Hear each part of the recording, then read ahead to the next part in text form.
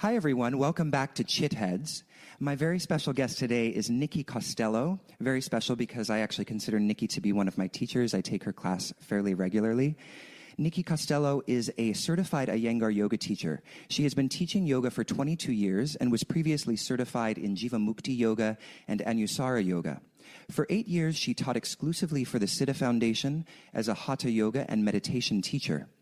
As part of the organization, she taught Hatha Yoga in retreats and events in North America, South America, Europe, India, and China. It was during this time that she began cultivating a practice of meditation and deepened her study of yogic scriptures and philosophical texts. She lives in Williamsburg, Brooklyn, and teaches public classes at Kula Yoga in Tribeca in Williamsburg and Yoga Shanti.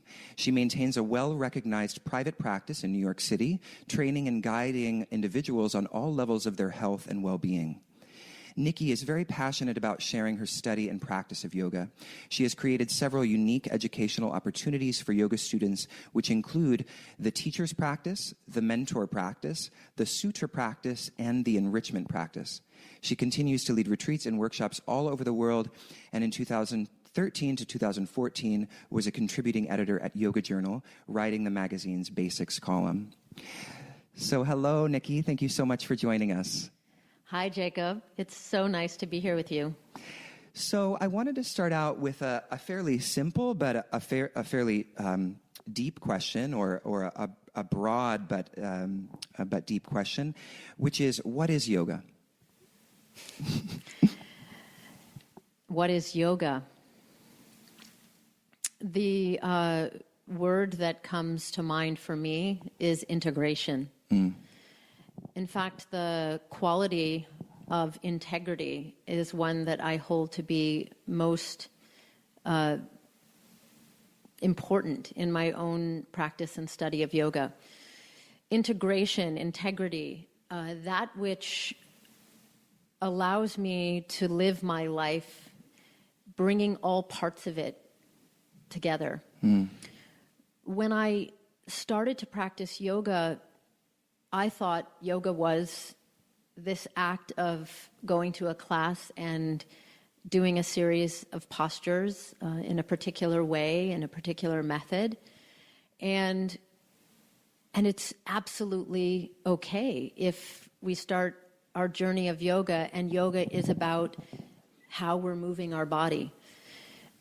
Over time, I understood that what was happening for me as I began to explore the Hatha Yoga asanas is that during practice, thoughts would arise, memories would come to the surface. At the end of practice, I would fall into a deep state of relaxation and peacefulness. And so over time, I began to see that, in fact, these physical postures that I was doing were leading me into a space inside myself where I began to make connections. Connections to my past, connections in the present, and started to understand that yoga could be this practice of making myself whole. Wow, that's really beautiful. So you've started to talk about it a little bit, but I would love to hear a little bit about your life, and particularly perhaps some of the key moments where seeds were planted, the beginning when you first encountered yoga, and how your practice kind of evolved over the years. I began to think about something a little over a week ago, and I was speaking to a group of students in California, actually, and I had entered the room where I would be teaching, and it was a room that had mirrors. There were mirrors on 2 of the 4 walls of that space. And the first thing I did when I entered the space was ask someone who was in the room and knew the space if we could cover the mirrors. And sure enough, they had, a beautiful sliding system of curtains, and within moments, that space then was and felt warmer and more cave-like. Yeah. The reason that this moment has been poignant for me is that what set in motion was a reflection on my own past over the last week. As I described to the students why I had done this and why I had asked that this be done. As a young person, I started dancing in my childhood years and through my teenage years. And it was something that I loved. I loved moving my body. I hated walking into a room of mirrors. And I hated it because I never felt good. I always felt as though the way in which I was seeing myself in the reflection, it felt incongruent to how I felt inside. And so it was this experience of always looking and composing myself in a way so that I could change that reflection. And what that meant as a teenage girl was that I began to walk down a path of extreme behaviors around eating and diet. I began to hide myself in terms of the ways that I moved or dressed, because what was happening simultaneously was that I was doing something that I loved, but I was doing it with a lot of with a lot of self-hatred. And so that was this impression that that I then spent some years after I moved from Chicago to attend New York University here. And I made a choice when I attended New York University to go to the theater department instead of the dance department. And quite honestly, that shift meant I would be practicing in a black box theater as opposed to a studio with mirrors.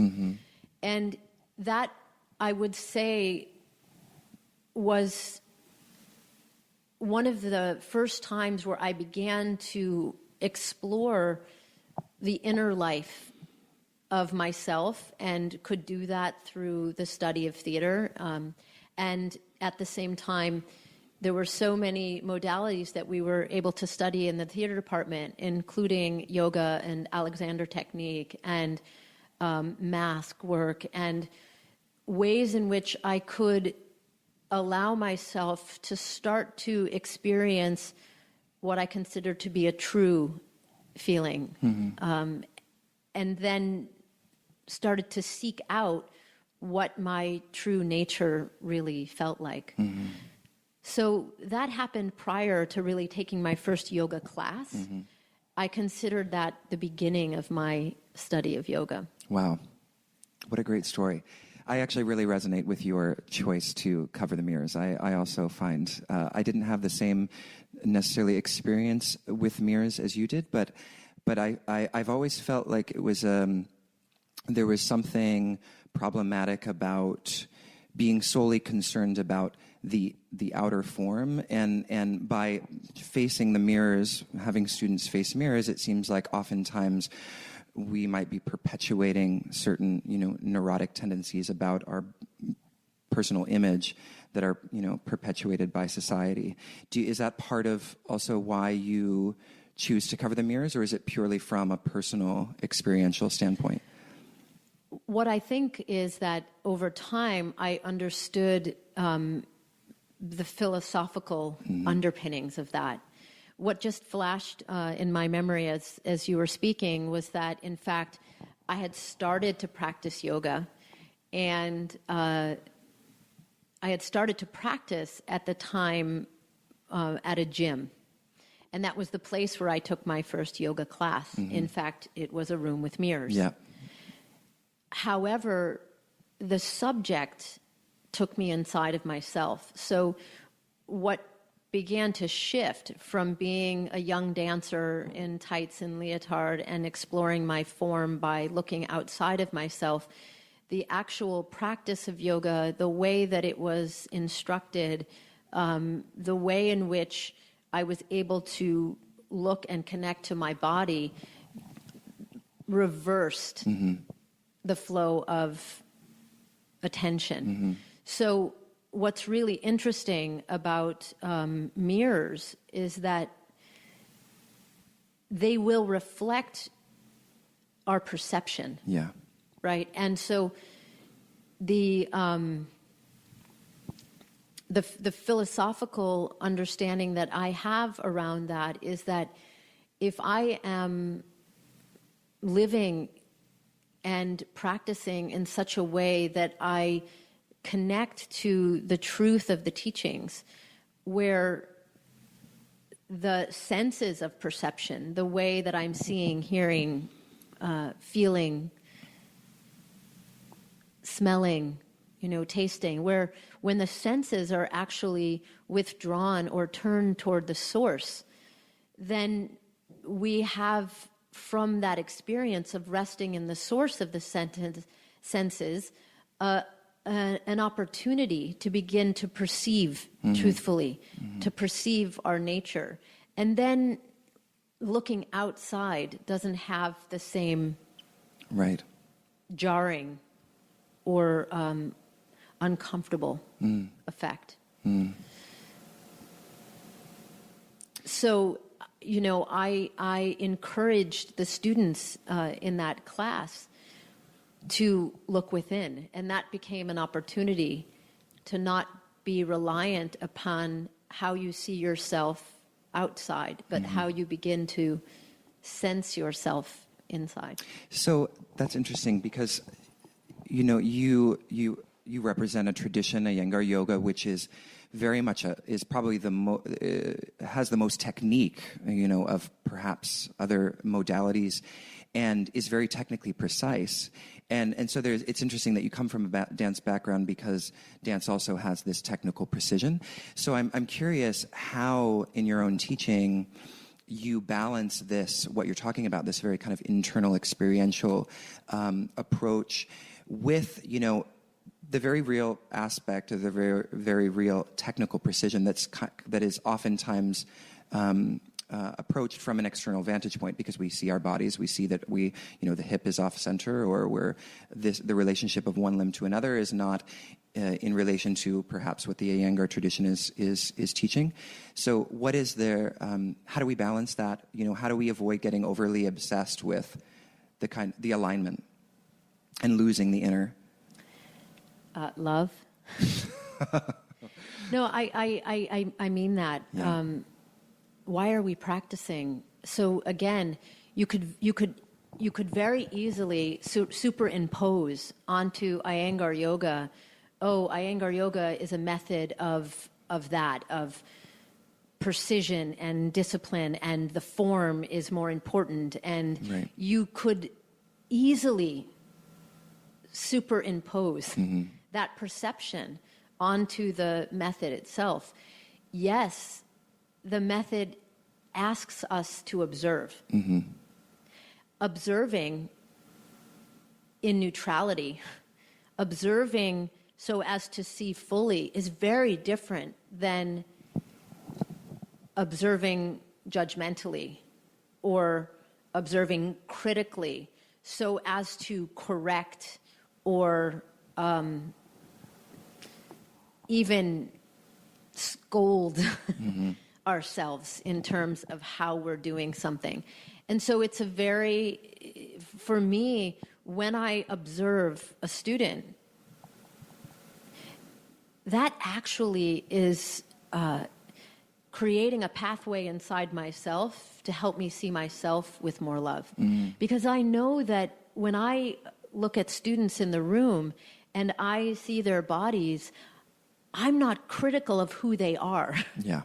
I'm not critical of looking at that shape and saying this is bad or this is wrong or this has to change. It's more about inviting the student into an exploration of, if you look at your feet and see that there is a rolling toward one side of your foot or a twist in one of your knees, can you adjust that? Can you work with that in such a way where the experience that you then have inside yourself is one of feeling connected or grounded? Does that adjustment in your body lead you toward an experience of wholeness? And so it has everything to do with what motivates both the teacher and the student in that moment of coming together. Are you practicing for the love of it, for the joy of it? That's interesting, and I think it actually segues well into something that we were talking about just before we started the interview, which is this, the relationship and the practice between knowledge and experience, or what is termed sometimes jnana and vijnana. And in relation to what we're talking about, although we were talking about it more kind of about the philosophical side and the scholarship, but it seems like it also maps well into what we're saying, because what I hear you saying is that there is the technical side, and we can get lost in one or the other, right? We can get lost in all experience and kind of, not be very rigorous about the knowledge, or we can get too wrapped up in all the precision and all the detail, and then forget that we're supposed to be that these are sort of guideposts towards having an experience. So what is the kind of relationship then? And you're already talking about it, I guess, but maybe if you could unpack a little more this distinction. And you offered a really nice quote to me before, and I'll let you share it. So if you want to maybe talk a little bit about that.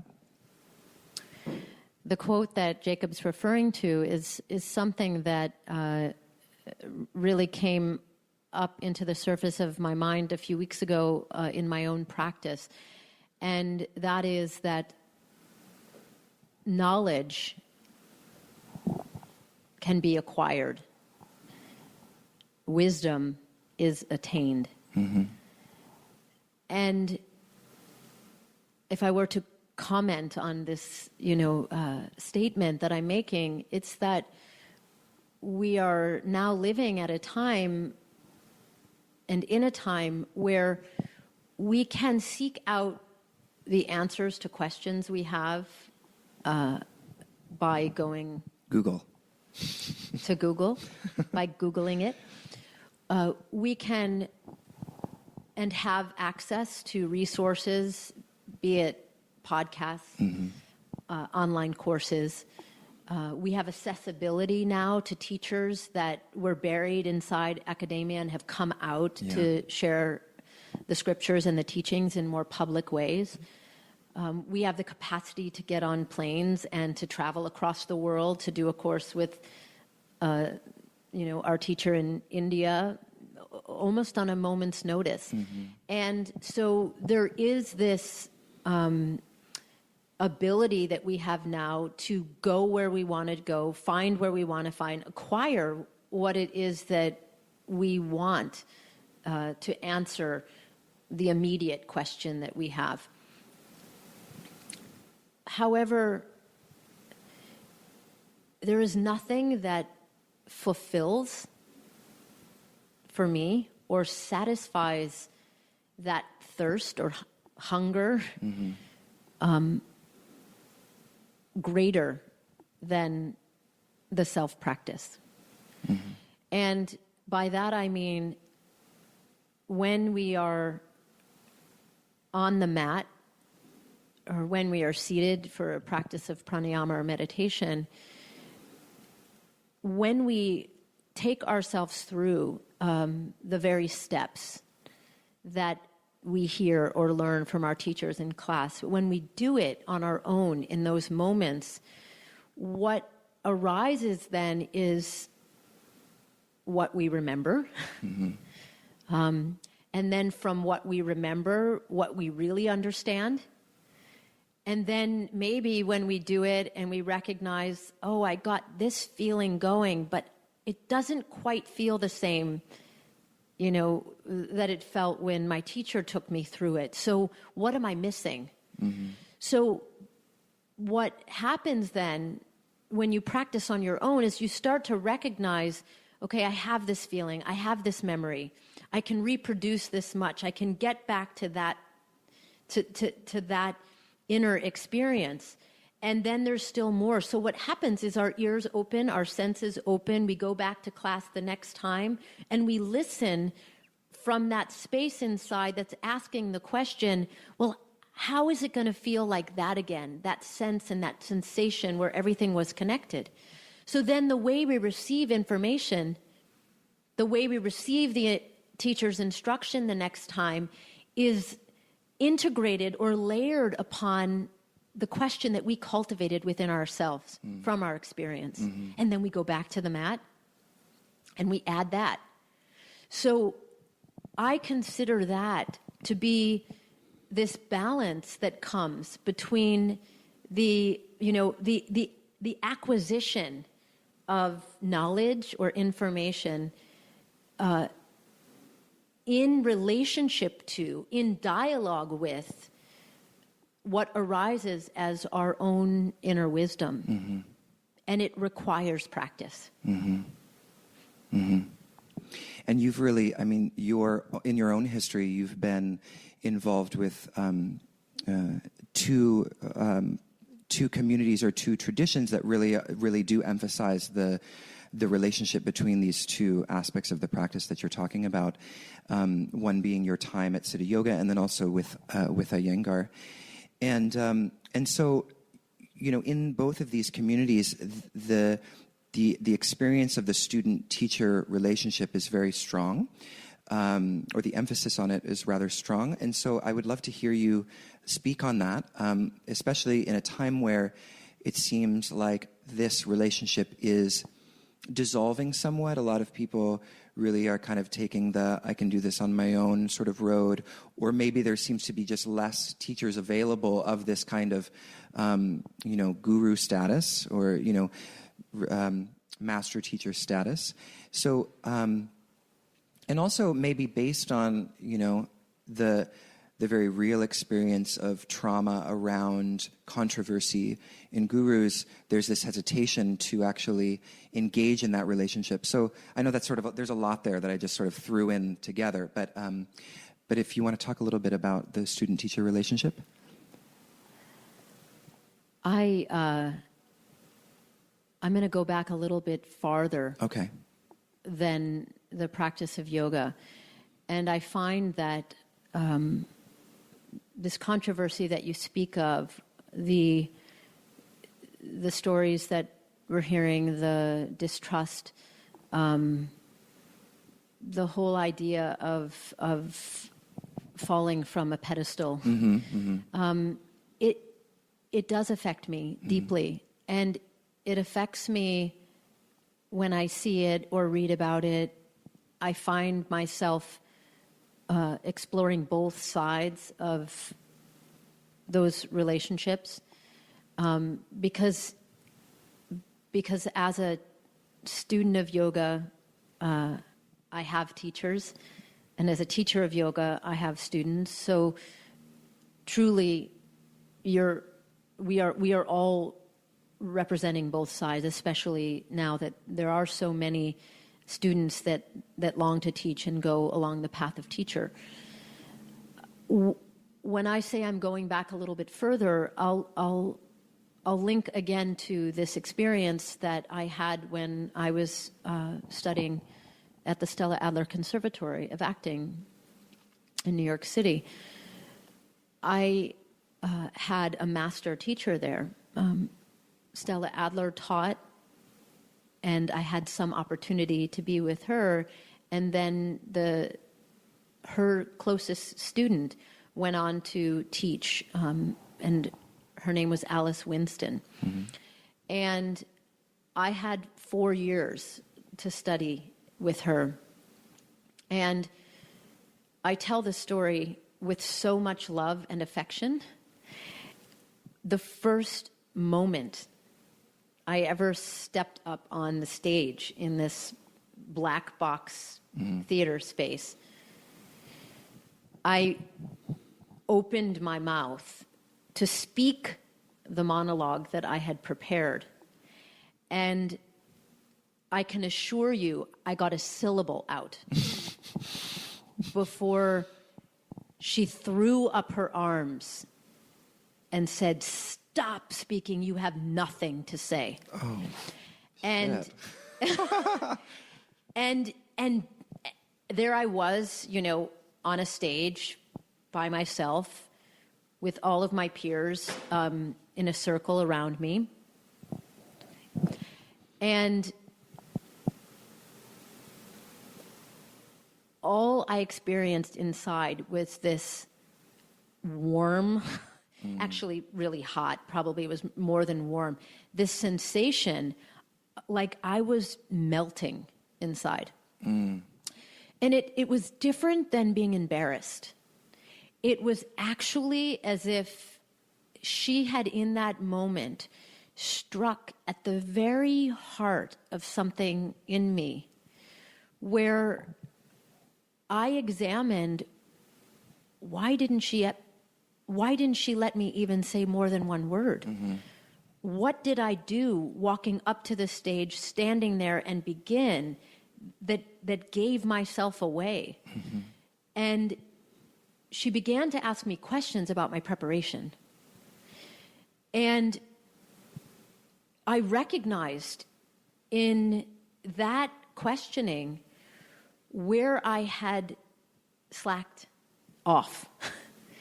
And in that exchange, in her inquiry, in her questioning me, she was also showing me how to question myself, how to prepare myself. And that was it. I never said anything more that day. I got off the stage. And she went on to say, and this is, of course, before we started using the 10,000 hours analogy, 10,000 hours to master something. Is that a thing? It's a thing. I haven't heard that before. We can look more at that. But she had said at that moment, it will take you at least 10 years before you have any idea what I'm talking about. Wow. And was she right? Absolutely. And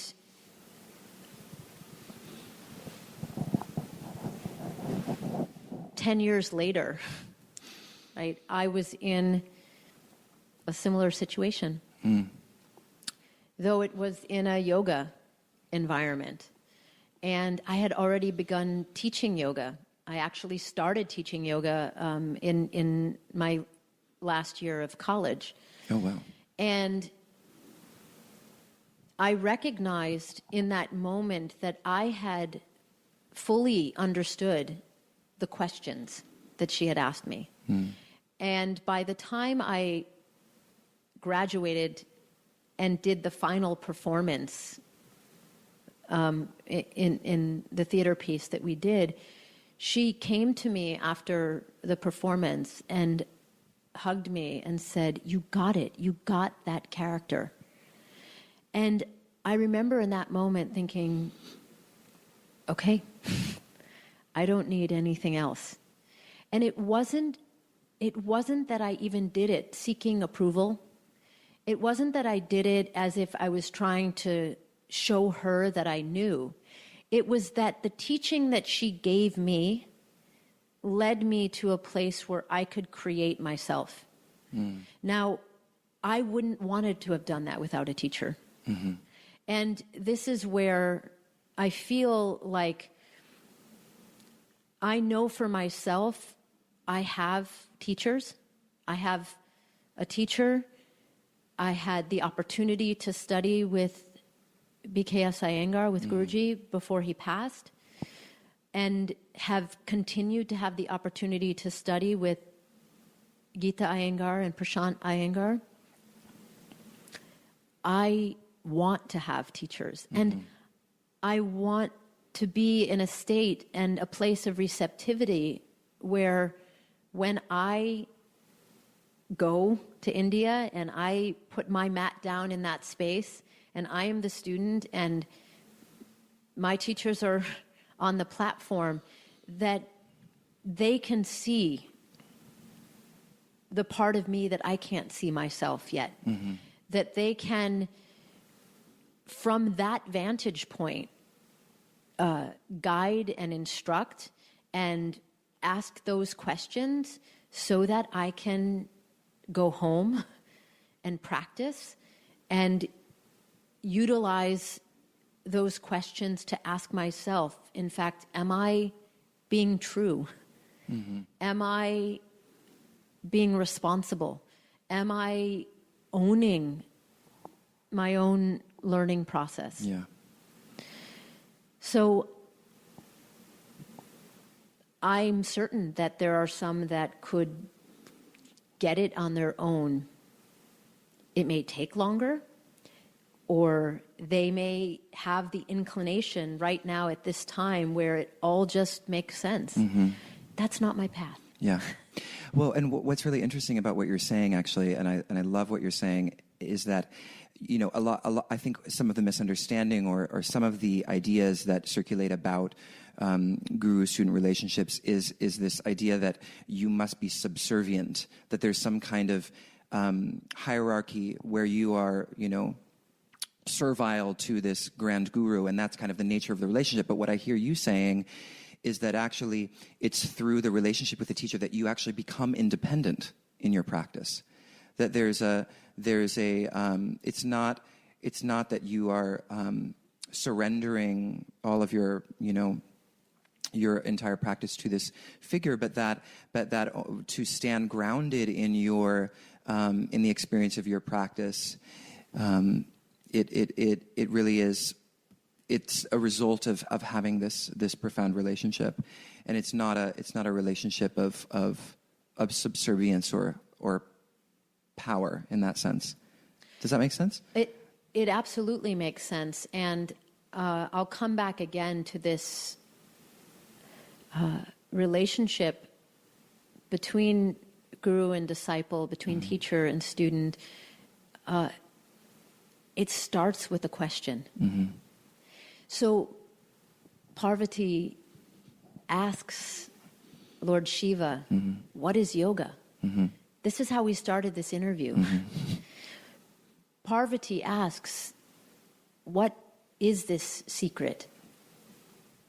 And out of love for her, he begins to discourse. This is what yoga is. Mm. Or this is what you could begin to look for. Or what do you see? What do you notice?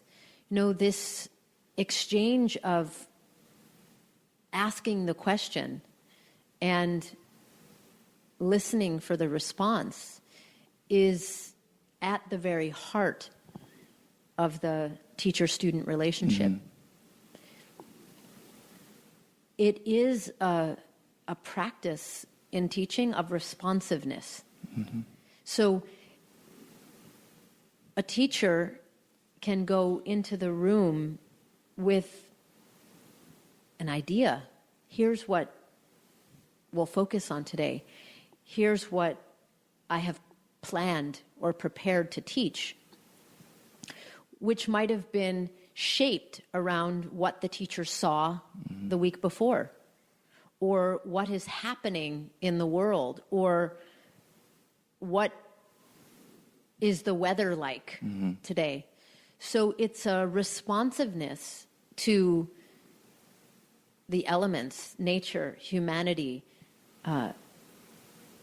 action, and watching the action of the student that draws forth from the teacher that which can begin to answer those questions. Mm-hmm. Ultimately, the student is independent. However, there is an interdependence. Mm-hmm. Mm-hmm. And I don't feel for myself that it would be truthful to say, I can do this on my own. Right. What can we do on our own? Right. The teachings themselves are the embodiments mm-hmm. of, I'll say it another way, the teachings have the experience and the energy and the form and the embodiment of that which has been passed on and given and shared and received over and over and over again, that itself is an interdependence. Yeah. Yeah. So when I receive a teaching from my teacher, it's my responsibility to hold that teaching in my awareness as I'm walking through the day, as I'm preparing my breakfast, as I'm, encountering a group of students. It's my responsibility to hold that and say, how is this true now? What does this mean to me? In what ways do I understand this? And in what ways is this eluding? And by asking more questions. Right. That answer arises inside. So I have a question then that arose sort of in this explanation that you're giving or discussion around, it's the practice starting with a question. Do you think that the questioning is constitutive of the experience of yoga? In other words, do we ever arrive at an answer and like there we are, transcendent? Or is along with the flux of life and the changeable nature of existence, is there also just this perpetual questioning that we're always in the flow of? Or do we ever arrive? Does that make sense? Well, I haven't arrived yet. So I can't fully answer that. And when I say I haven't arrived yet, I mean to a finality. One of the reasons why I could sit here today, 20 plus years after I started teaching and started practicing yoga is because I have both not arrived yet and I've arrived many times. And I feel like the arriving many times is that it's like, opening a door and stepping into a new place. And you're like, I've arrived. And you see everything for the first time. Yeah. And you go back again, you return, and you remembered it a certain way. And then you go, no, wasn't that over there? And then you see it another time. We return to physical places over and over again, especially the place where we go and study and practice, or a familiar place in our neighborhood that we like to go to. There's a way in which we arrive each time and we see, and there's familiarity, and it's also new every time. Yeah. And I feel like the arriving, the ing is that, in the arriving is that I'm still here because it works. Because those arrivals, those stepping into another part of myself is continuously answering the question, what is yoga? Oh, this is also me, or this is also a part of me. And so the arriving is, again, more integration, more a sense of wholeness. Less of myself is obscure to myself. More of myself is seen. So the arriving is continuous, and we arrive, and then there's still more. Now, my understanding, which I guess is limited, right, from where I am today, is that if it feels as awesome as it does in me right now to have a flash of recognition, I can only imagine that when that recognition is constant, that becomes then the state of the enlightened experience where all is seen through that perception, without the mirrored distortions, without the mental or emotional or, sort of bizarre spins that we can put on things that are absolutely in relationship to our past, our habits, our conditioning, so that we practice again and again, so that that perception is such that we recognize something for as it really is. Mm-hmm. Mm-hmm. Yeah, I'm hearing this term, I guess, correct me if I'm pronouncing it wrong, pratyabhinya, which is a term from the Shaivite tradition that translates as recognition. In fact, there's a whole recognition school of Shaivism. Is that kind of the experience that you're referring to? I would say yes. Mm-hmm. I like to, for myself, I like to study scriptural texts Mm-hmm. and find ways in which I understand them in simple, everyday moments. Mm-hmm. Mm-hmm. And, you know, for instance, today, when you walked in the door, Jacob, you know, hi. And we haven't seen each other in a few weeks. And there's a moment where we recognize that we've come together. We recognize, and I'm using the word recognize because, yes, of course, we've come together. Now we're in the same space. But the feeling of, Jacob, hi, you know, you look good, you look bright. It's like that's, for me, that recognition, that recognizing that part of me that is in that moment totally present and seeing you is what it feels like for myself in the practice of meditation when I recognize my mind dipping into the source of light, mm-hmm. into the source of purity,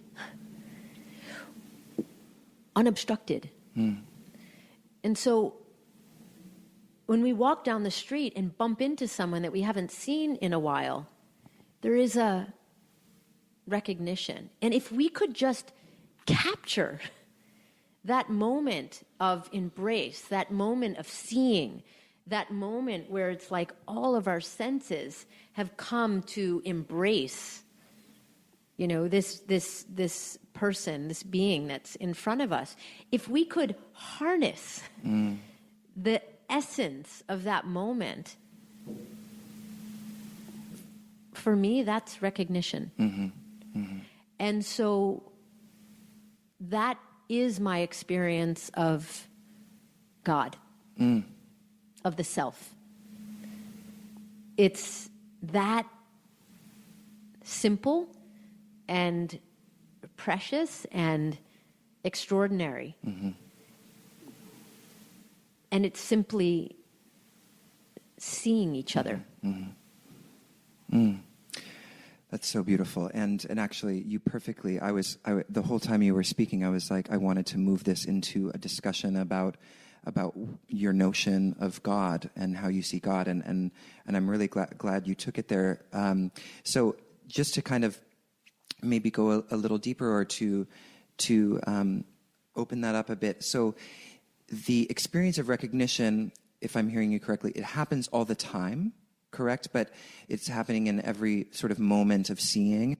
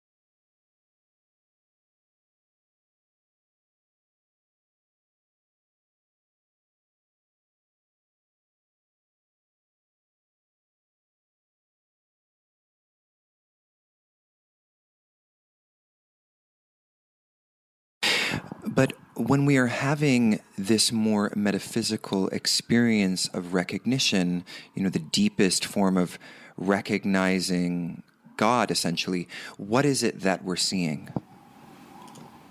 The way in which I'm hearing you is that when I first heard the word God, it was nondescript.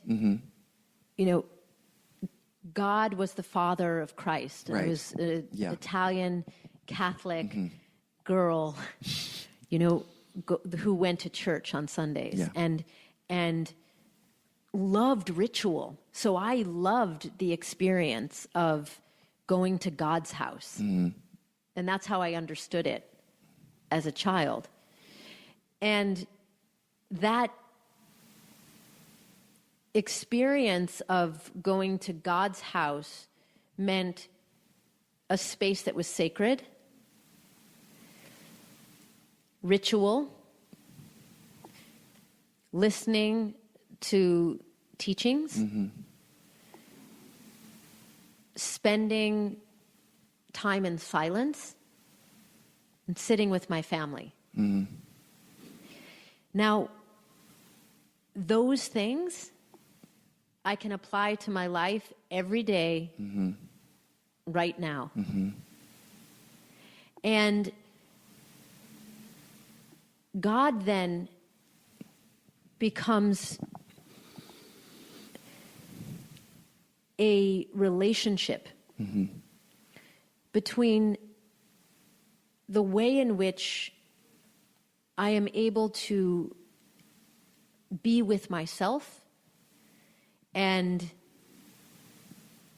experience sacredness and family, love, silence, ritual, practice, and the teachings. So the form of God that I understood and was brought up in was something that, as a teenager, I began to question the form. Now, I don't question that form because it doesn't change anything for me. Yeah. What changed was that I recognized that from that form, I found other forms. Yeah. And that being in the body and practicing asanas, they became forms. For that feeling inside that was indescribable, for that sensation of connection that the form allowed me to enter. So I don't think or perceive of God as something other than that inner experience, that energy of life that brings forth all that is. Yeah. So you went from an experience of God that was in a particular form to an experience of God that was the source of all form. Is that a good way to put it? I think that's I think that it's that it can be said in that way.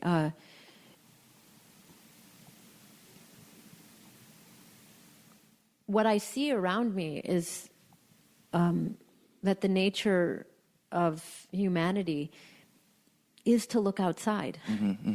And that we want to be connected to all these different forms.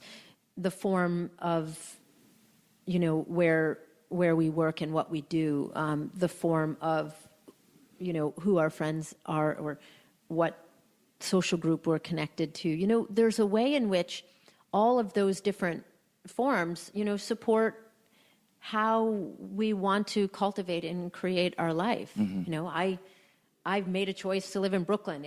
This is what it looks like. This is this form. This is what, I'm drawn to.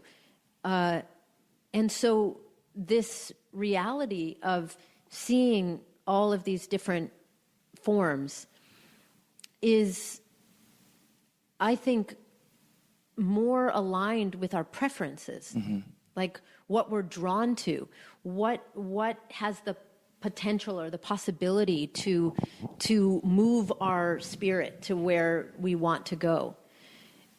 What is true for me is that the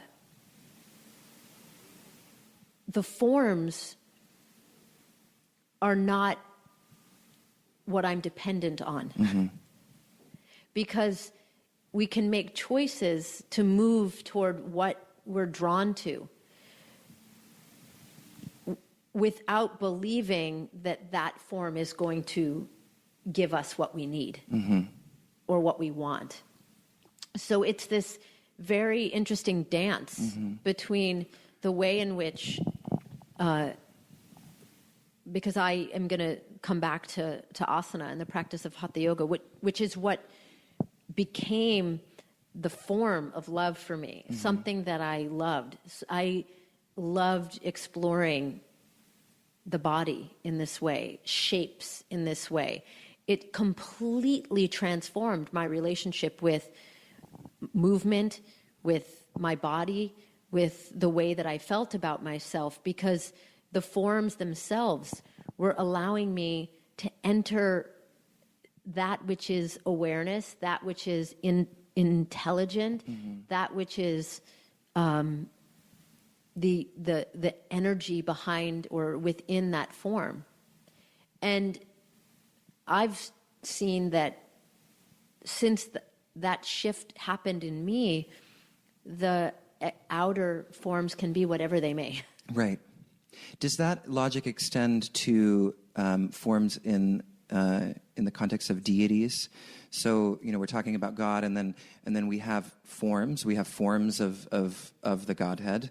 We have, especially in the Hindu pantheon, we have many forms. And in the tradition, there's said to be, there's a formless and a formed aspect of those deities, the nirgun and the sagun qualities. So in the context of relating to the form of a deity, how does this logic work? Are we encouraged to not get attached to the form because it's pointing toward the formless, or is there I was talking to, the reason I'm asking this question, I was talking to a bhakti recently, and there's a form of the Godhead, and it's not, in the Shaivite tradition, there's more like, okay, well, this is just a symbol pointing to a particular vibration. But then, in the Krishna tradition, there's actually Krishna. Krishna is a real deity, has an actual form. So, if you could kind of tease out. The way that I've experienced, entering the, as you're expressing the Hindu pantheon of deities, again, coming from a Catholic upbringing, that required questioning for me. It required me to observe and look and to understand what, in fact, I was feeling. So I recall this moment where, in the Iyengar tradition, we call it Adho Mukha Virasana, downward-facing hero's pose. And in many hatha yoga classes, they'll say child's pose, right? I recall being in that shape. And the forehead is on the floor, the head is below the heart, the back is open and exposed.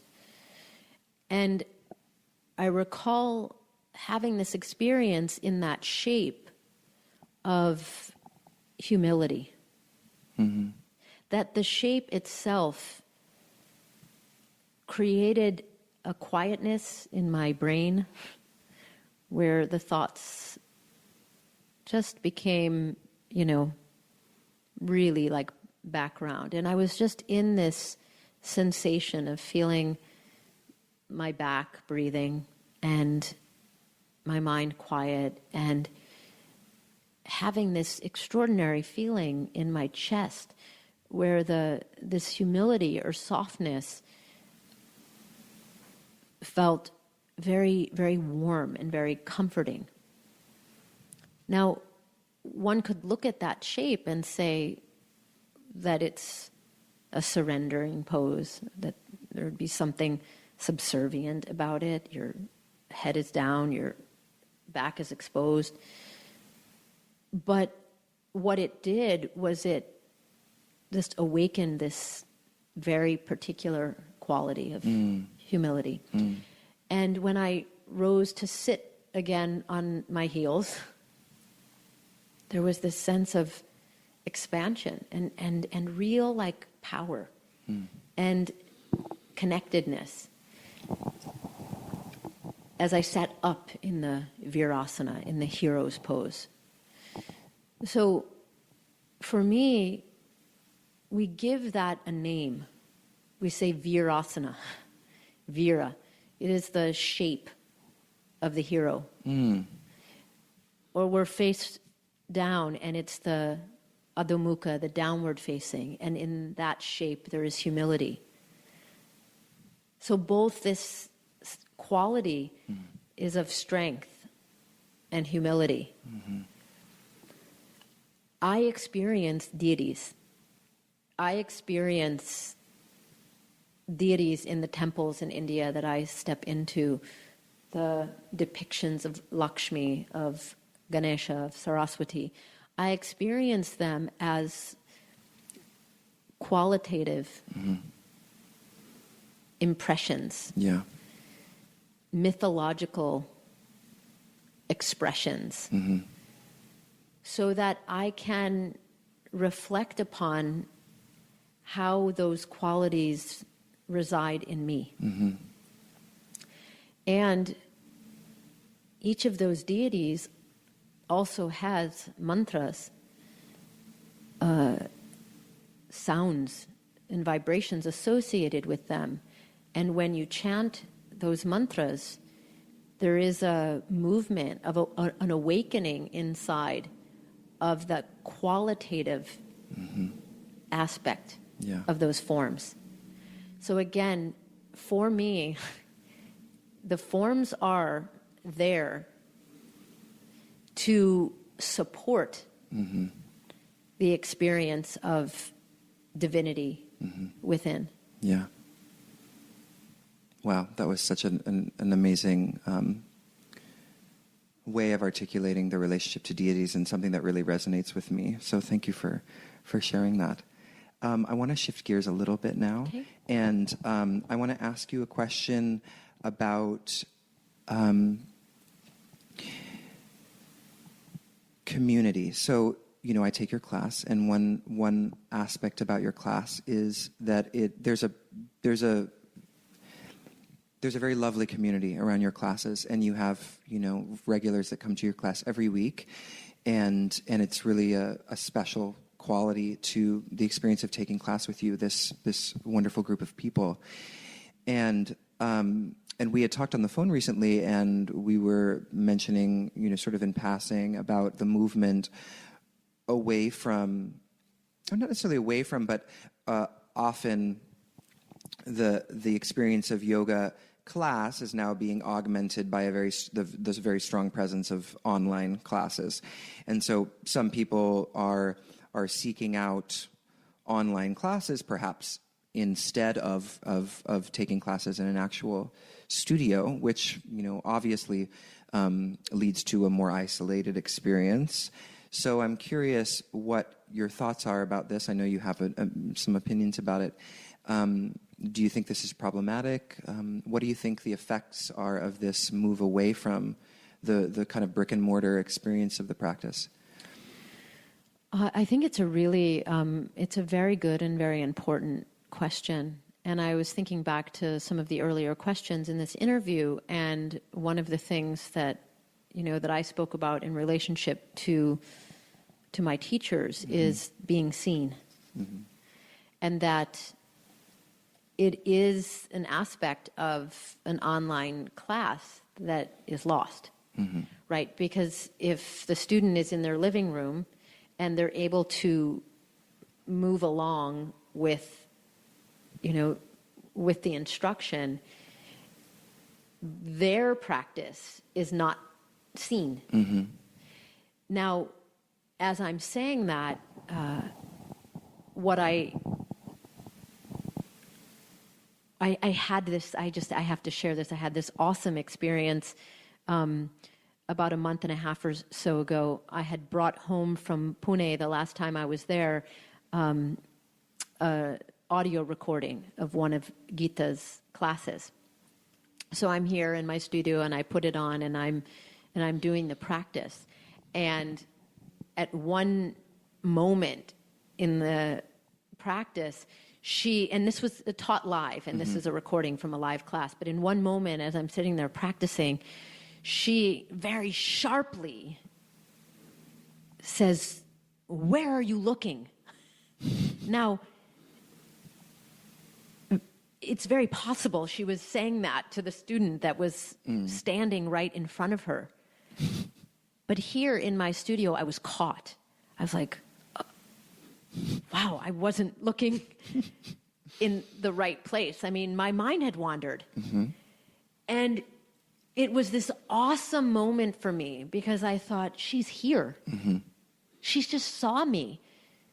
And this is a pre-recorded class, and I'm here in my practice space in Brooklyn, and I got caught, So there's this aspect that I'm also becoming, I would say, more comfortable with, offering this interview and not even knowing who may be out there to hear us having this conversation about things that are quite personal and private, and wanting to share them because there is a journey here, and everyone is out there on their own journey, and they're accessing yoga in whatever way they can and is available to them.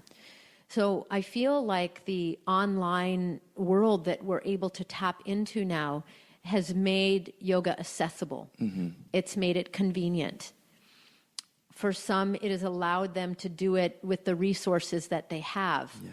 And it is so important that the door is open in whatever way it can be for anyone who is seeking yoga to step through. So I am embracing the world of online content in a way that I actually feel like, wow, I'm growing up. I'm going to a new place, and I am getting really excited about the potential, even in my own teaching, to reach people in new ways. And what I also share is, like, let's say I'm asked for a recommendation of a teacher, which I'm often asked. I have a friend, and she lives in Hell's Kitchen. And she wants to start yoga. Do you have any recommendations of teachers in the area? And there's this part of me that says, what area are you speaking about? Like in the area of Hell's Kitchen. And I think to myself, some of the best teachers in the world are right here. But what was driving that question was convenience. And being able to have it a few steps outside the door. Now, that's the part that kind of gets me at my core, because there is some effort required to find the teacher who will see you, and to go to that which is of a quality that has, a solid foundation, so that when you have the ability to invest, to make an investment in your study, in your education, even if you don't know anything about your study or your education, and you're investing in your health because you think yoga will be good for you, be willing to make the effort to go towards that which is beneficial, and do some of that research, and look out there to find that you're going to get the best that's there. So I love the idea of sharing now in a way that people and students that I have are on the other side of the world could hear us, or have a class online, or have an audio class. And at the same time, if you expect that yoga is going to come to your living room, then there is another question that I would ask, and that would simply be, why are you doing this? What is the purpose? And let your choices answer that purpose. Yeah. Yeah, and it also seems like, there will be people that will be content, perhaps forever to simply do yoga in the context of their living room. But there's also a huge amount of people that are going to not be satisfied simply with that relationship and are going to seek teachers out. I mean, that was how I found my teacher. Yes, I think that's actually what you're bringing up. I think is perfect, because it's a maturing in, and the great thing about a seeker is that you have that burning inside, and so you're gonna get yourself there in whatever steps, stages, time. And it might take a few years, because the seeds take time to germinate. But, I feel like with one of my really key teachers in my life, I found him online, and I listened to one of his talks, and I was like, who is this man? And it just blew me away to hear just what felt like a very deep, speaking from a very deep experiential place. And so I was like, I have to be in the presence of this teacher. And I feel like there's a point for every true seeker where you feel that calling to go and to seek out that teacher. If you're God, if you have, the resources to get there, hopefully. So hopefully that's what people will experience, is this calling to move past simply the digital and to access the personal. So I want to ask you a couple questions before we start to wrap things up about India. And I know you spent a lot of time in India. Yeah, one of my favorite subjects. Yeah, you've lived there for many years. How many years did you live there? I believe now it's 12 trips, but over the course of the last 16 years. So my first trip was in the year 2000. I've lived there in a total of 3 years. If you added up all the months and times that I've spent there, it's just about 3 years. Wow, beautiful. Yeah. So the questions that I have are a little bit, I don't know if they're controversial, maybe provocative, but I, and I haven't been to India, and I'm very eager to go, and I expect it to be a really rich experience when I do. But one thing that I've really been struck by is for the people that do go to India, there oftentimes is the split between people who are very much affronted and concerned about the radical poverty that's there, and then there are people who come back, and this is a very maybe a general distinction, but then there are people who come back with this kind of deep and I don't want to say uncritical, but definitely the emphasis is on the spiritual abundance. So how do we reconcile, those of us who do sort of look to India with a certain spiritual curiosity, how do we reconcile the abundance of spiritual life with the very real issue of poverty? It seems like, and then the question that arrives out of this, I think, is the question, does spiritual practice necessarily lead to social progress?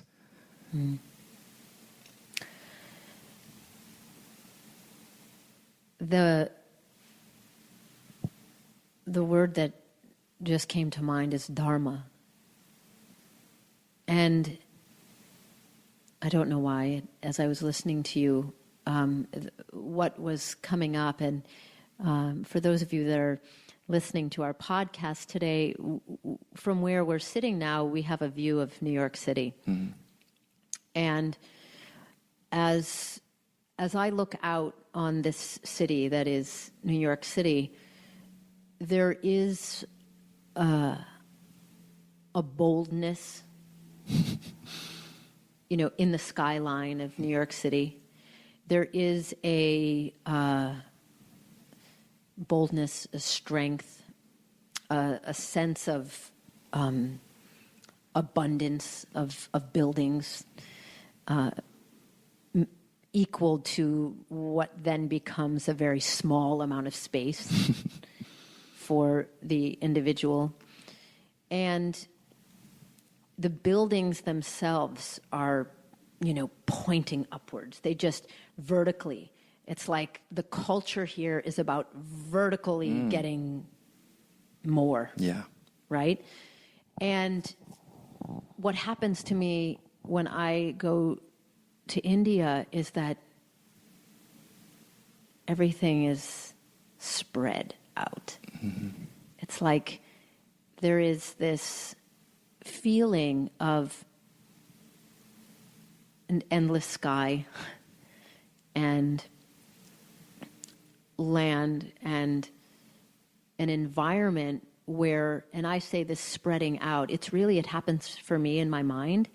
There is a quietness that comes, that vertical climb that is in us when we're in a city where we kind of, we put our boots on and our jeans, boots and jeans. It's like, we weather the days and nights.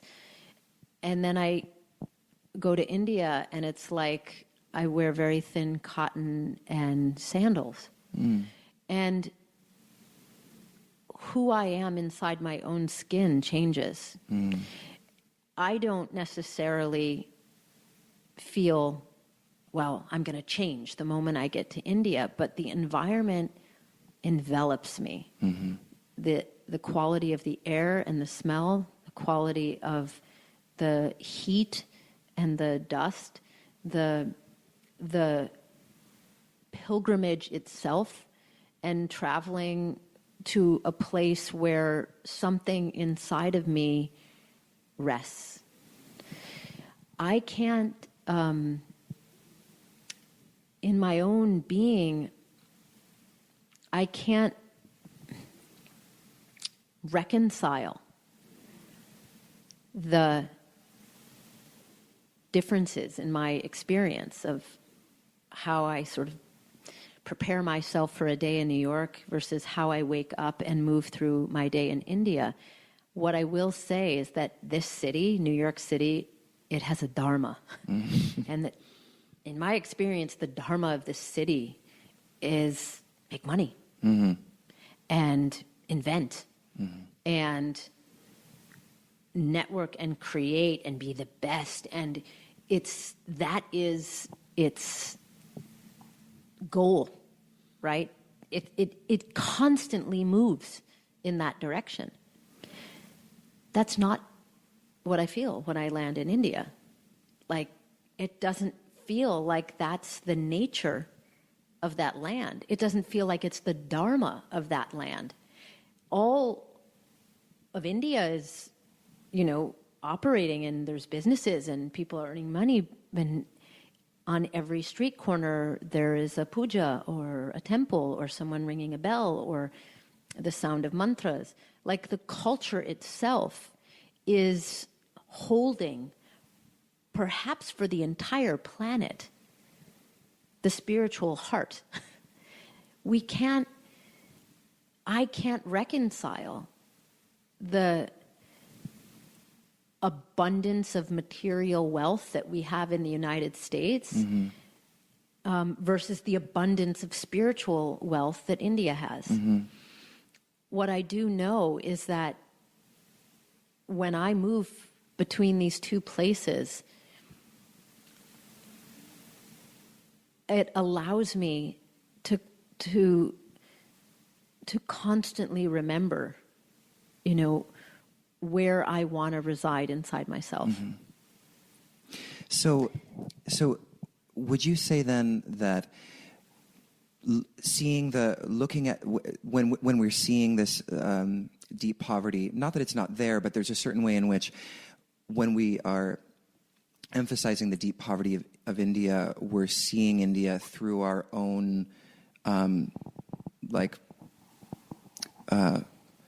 capitalist abundance or our own privilege in a certain sense? Well, I think you have to. I think face value. When you look at the way in which people live in India of all different socioeconomic backgrounds, we are seeing it through our own lens. We can't not see it through our own lens. I mean, if we grew up here in America, most of us have grown up with running water. I mean, how else are you going to see it? We have never had to provide those things for ourselves or have been confronted. I'm not saying I'm making a generalization, but certainly I know that the way that I grew up, we didn't think about the fact that you would turn on a faucet and water was going to come out. No. Or you could take a shower every day and easily, or you just turn on the stove and there's fire. I mean, we didn't grow up concerning ourselves or even to live in a reality where that wasn't there. So it becomes then very challenging to go to parts of the world, India and many other parts of the world, where that's not what's happening. So the thing that India has done for hundreds of years, in my own knowledge, is that there's always been an abundance of extraordinary resources. I mean, craftsmanship, textiles, carvings, art. There is so much abundance there, and society and the way that people worked and were trained was in a family and in a way that a tradition was passed on from generation to generation to generation to generation. That when one was born into a family with a particular name, that family carried on a very particular dharma within the culture, within the community. We have not grown up in a society where our last name dictated the kind of work we would do in our life. What we would do in our life became a decision, we were of our own. And that there were a way for us to find opportunities to do those things that we wanted to do here. So I feel like when I go to India, I have such a deep respect for the place that has shown me myself in a way that I would have not known without it. So then, do you think that there's a way in which expecting India to realize certain levels of material wealth that we have in the Western world is to, in a sense, impose a different dharma on a country that has a very different dharma? Well, I feel like we're talking now about something that can enter the political, socioeconomic realm, and I don't have those answers. Right. I do. I do feel like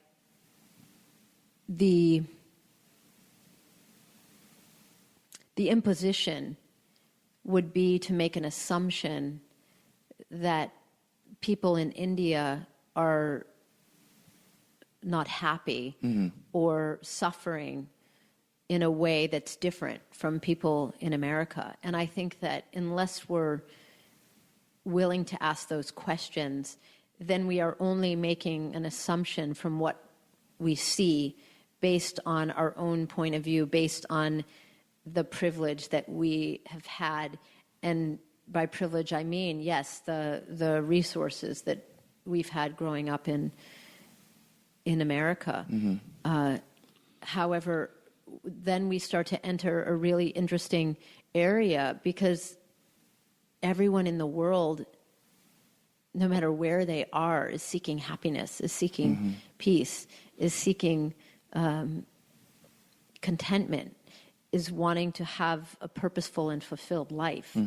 So it would be an assumption to say that that isn't happening in a village in India where they're having to go get water and make fire. I just know for myself that there have been times in my life where I've lived with much less than what I grew up with and much less than what I've had now. And by that, I mean, you know, a place to sleep, a place to wash, a roof over my head, and not a lot of other things. And I was very happy in that space. Yeah. So again, I just feel like it's about what we're imposing on those people's lives, and we have to ask questions, Right. rather than make assumptions. Yeah, and you could even invert that and say perhaps that, you know, in America we assume that we will find fulfillment through, you know, material possessions, and perhaps that's our own mythology and illusion. And in India, and there's more of a seemingly a deeper understanding that contentment doesn't arise through the accumulation of objects, that there is, you know, that happiness comes from from the deep work that, you know, that we're talking about with this whole interview. Well, I just had this memory of, you know, often India is referred to as Mother India, right? So Mother India and Father America, do you know, like, don't they have different roles? Yeah. And and are those roles associated with the qualitative necessity of generating life and understanding and how one would be, you know, operating in the world? It's like that. I just had this sensation of like the Devi, the goddess, the feminine power that for me is also India. Yeah. And I don't have that same experience here. Yeah.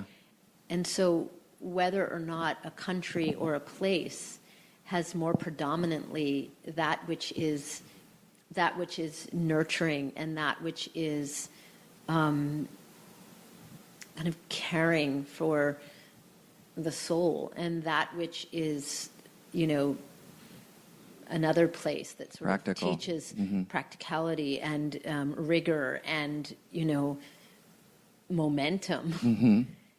That's, you know, that's why I kind of come back around to like dharma, like what has been the focus, because we create what that focus is. We will constantly create that which we put our attention on.